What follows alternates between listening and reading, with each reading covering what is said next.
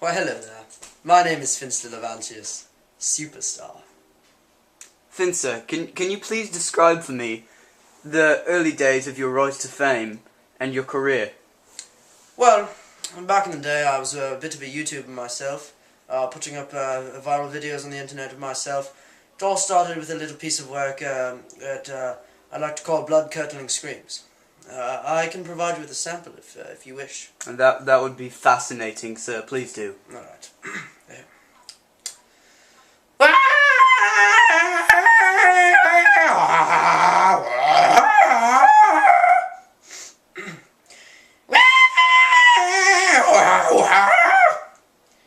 It's a very tantalizing piece of work, really. I'm rather proud of it, in fact.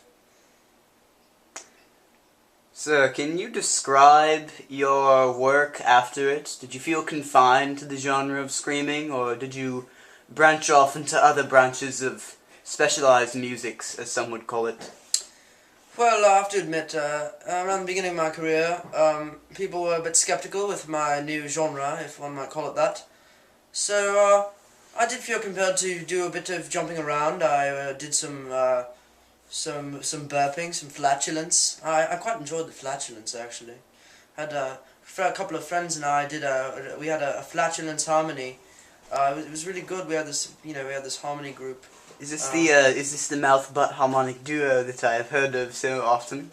Yes, it's a very prestigious group of folks. My fan base has really supported me as I've made my journey to the man I am today.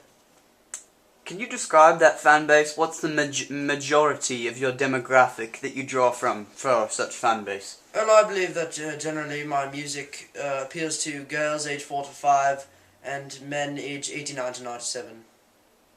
That is fascinating, sir. Thank you. Yes, you're very welcome. So, sir, can you tell me your name?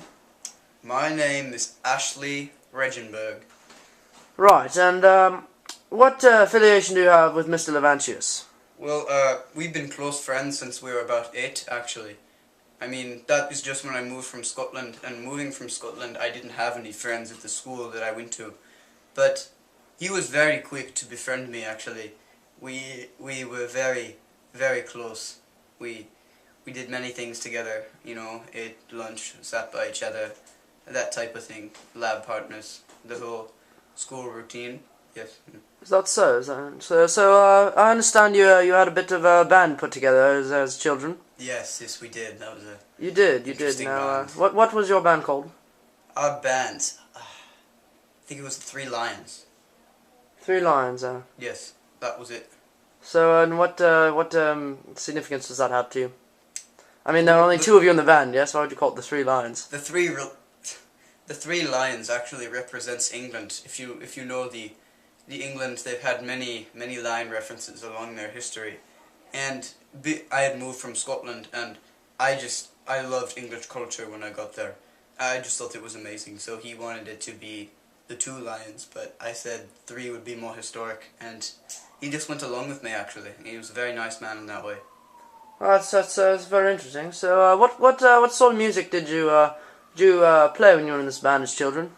Well, he was a singer, I remember. He was a quite good one, in fact.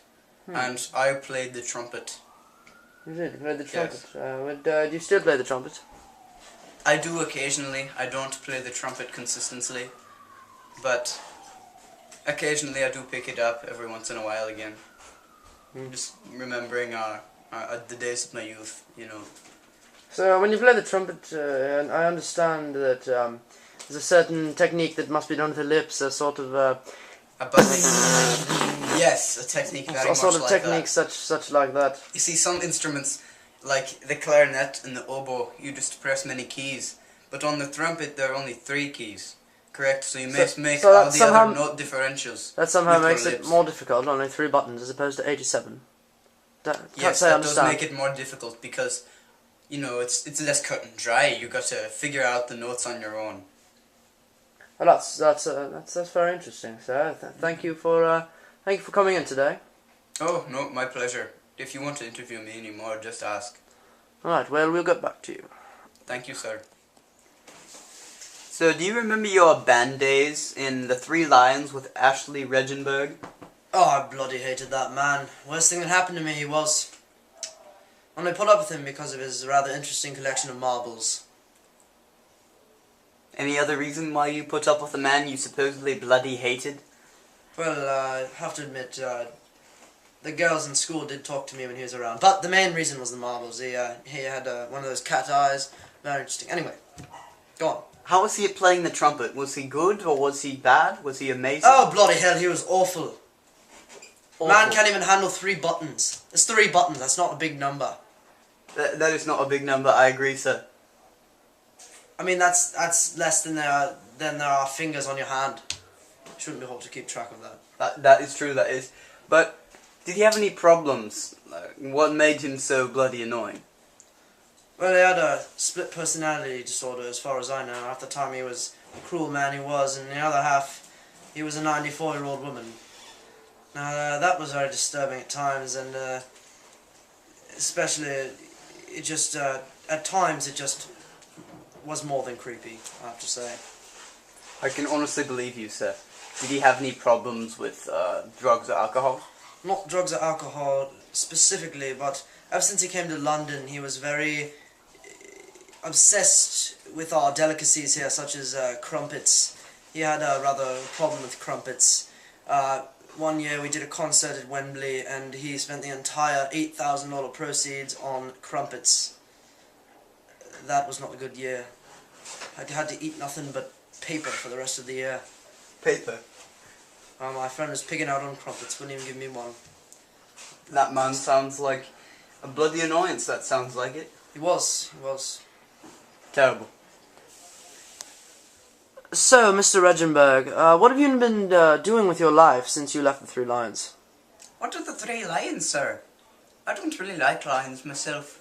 I only like puppies, because puppies will lay in your lap all warm and cuddly, but lions will rip your bloody head off.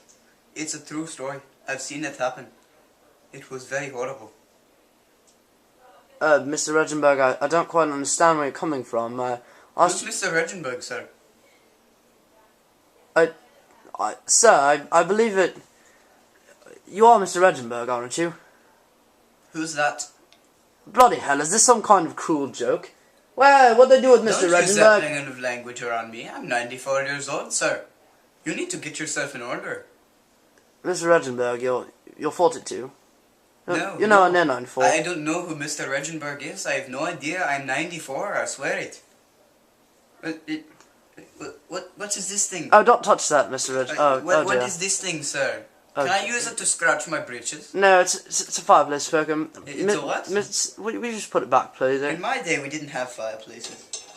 Oh, what did you have, may I ask? If it will get this interview over any sooner. We just had pits instead of fireplaces, just pits. We did all the cooking on them. And I remember a very good recipe for potatoes. It was very interesting, very tasty. Well, that's all very interesting, but that is not really what this episode is about. What? Why am I here, sir? Did you take me here? I don't know where I am. You know, I may be 94 years old, but I have a cell phone. I don't know how to use it, but I can call 911. Wait. Oh, excuse me, I must go take my medication. Well, I suppose that concludes our interview with Mr. Regenberg. Who is that? Hello again. It's me. It is you.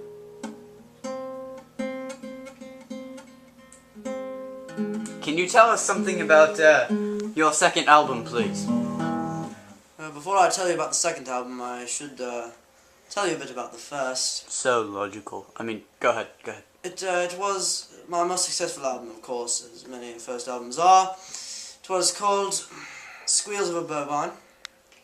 Yes, it was. It was very good, very revolutionary. Now, my second album was much overshadowed by this, but it was one of my favourite albums. It was called Unholy Grunts. Indeed it was. Beautiful. The How did you decide to name that album, sir? Well, I was sitting in my basement one day, just playing my guitar like so. But I suppose my real question isn't, well... It's much like that, sir. I'm just saying, do grunts usually have holes in them? Well, yes, to a certain degree. Like my guitar has a hole in it right here. So you know. I suppose a guitar is a variety of grunt, so you're true. Yeah, so sure. anyhow, I was strumming my guitar like so. It's much like that. A bit more, you know, it's much like that. And I just I started choking on some cheese, with which happened to have holes in it, which is Swiss cheese, of course. And I began to grunt, and while I was grunting, I was playing my guitar in a rather beautiful manner, like so. And just unholy grunts happened. I see. So I see. Would you like to sing something from that album, sir? From Unholy Grunts, from Squeals of a Bovine. How about one of each, but... Alright, I'll start... Don't take the full length of the song, because I know some of them could last up to 3 minutes. Oh, I dare say, sir. I once had a song that lasted up to 3 years. I did. Now, start with Squeals of a Bovine. Yes. Let's hear it.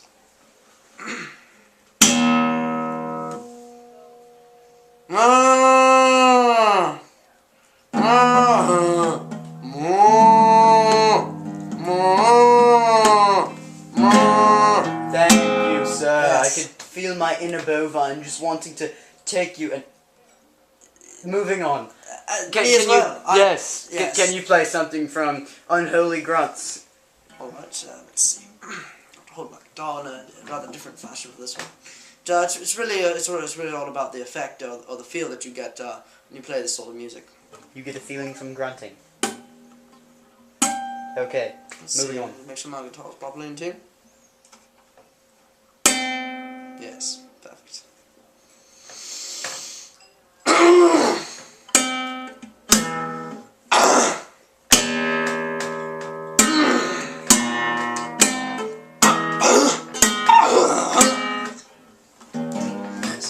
Thank you, sir, thank you. That was absolutely fascinating. I call it Peace. Peace. An apt title. An apt title for a song such beautiful as that one. Thank you for that, sir. How do you believe your career is in the present tense? Well, for some reason, my career really came to a halt when I was assassinated in 2004. People seem to think I was no longer alive. Well, that is definitely not the case. You see, I'm half cat. My mother, she was calico, brown and orange spots. Well, anyway. My father was human, of course, and a cat, as you know, has 9 lives. So, naturally, a half cat would have 4.5. I, myself, have 3.5, seeing as I've been killed once already. So you're saying that you can die 3 times, still? Well, 3.5, yes. 3.5. So if I were to pull out a Heckler and Koch pistol and shoot you in the forehead, then nothing would happen? Well, I'd be dead for a couple of seconds, but I'd pop back up right away. You can try it out if you like. I don't see why not. See you in a moment.